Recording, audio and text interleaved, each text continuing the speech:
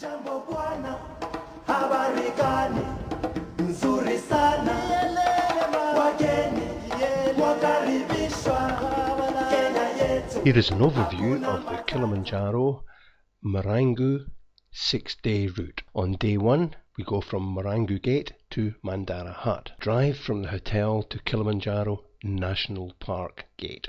Once you reach the park gate, all hikers are requested to sign in at the park office and make their final preparations for the climb. Make sure that you have all your day pack items with you, as the porters ascend a lot quicker than the hikers. You now leave the park gate and ascend on a cleared ridge trail through the rainforest. The forest, covered with mist and dripping with beards of moss, is also where most of the Kilimanjaro animals are found. First overnight is at Mandana Hut in a group of wooden A-framed huts in a forest clearing. Water is piped into the camp from springs above, and there are flush toilets behind the main hut. Day 2, Mandana Hut to Marangu Hut. From Mandana Hut, the trail passes through a short stretch of forest, then skirts the base of the Marangu crater, then emerges into the transition from rainforest to moorland.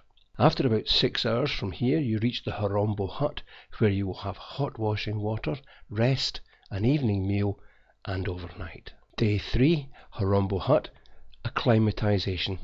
This extra day and night at Marangu is ideal for good acclimatization. A hike towards Mawenzi, passing the zebra rocks along the way, about 3 hours up and 1.5 hours down, is strongly recommended, as it will further assist with acclimatization. Day 4, Marangu Hut to Kandoo Hut.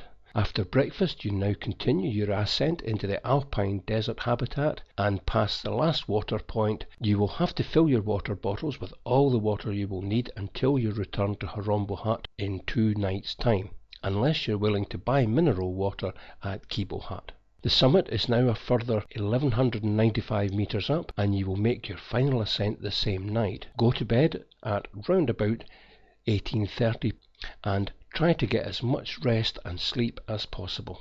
Day 5, Kandoo Hut to summit. You will wake around 23:30, and after some tea and biscuits, you shuffle off into the night, and this is where the going really gets tough. The first section of the trail consists of a rocky path to the Hans Meyer Point, 5,250 metres, also a good resting spot. The path then zigzags up to Gilman's Point, 5,681 metres, which is located on the crater rim. This section is very steep, with a lot of stone screed, requiring a great physical and mental effort. From Gilman's Point, you will normally encounter snow all the way up to Uhuru Peak at 5,895 metres, the highest point in Africa.